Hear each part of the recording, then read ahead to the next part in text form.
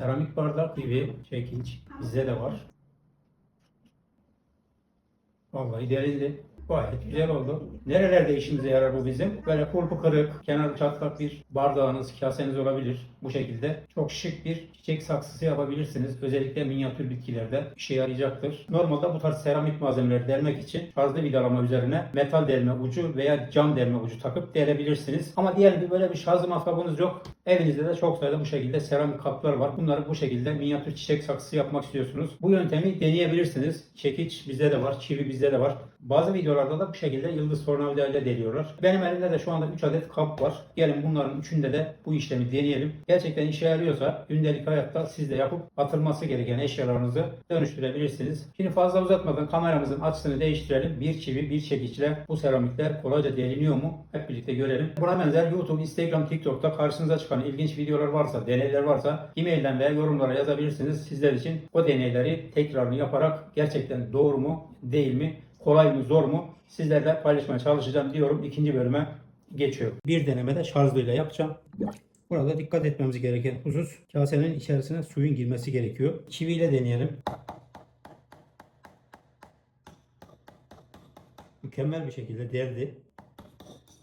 Ahşap deler gibi deldi. Bu taraftan biraz koparıyor. Kenarına bir delik daha deleceğim.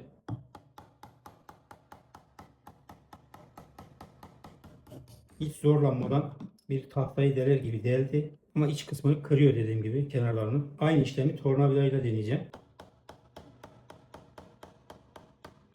Gayet düzgün bir şekilde deliyor görüyorsunuz. Aynı kaseyi bir de metal uç kullanarak deleceğim.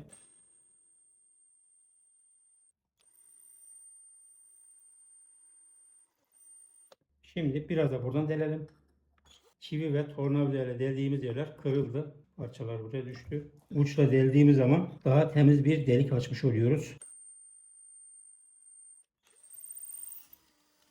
Gayet temiz bir delik açtı. Kırmadan, dökmeden. Bir de şu kaseyi deneyelim.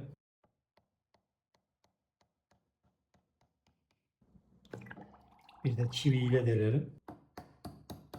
Yakın deldiğim için hafiften kırıldı. Böyle bir çivi kullanarak malzemelerinizi delip kullanabilirsiniz. Tornavidayla deneyelim.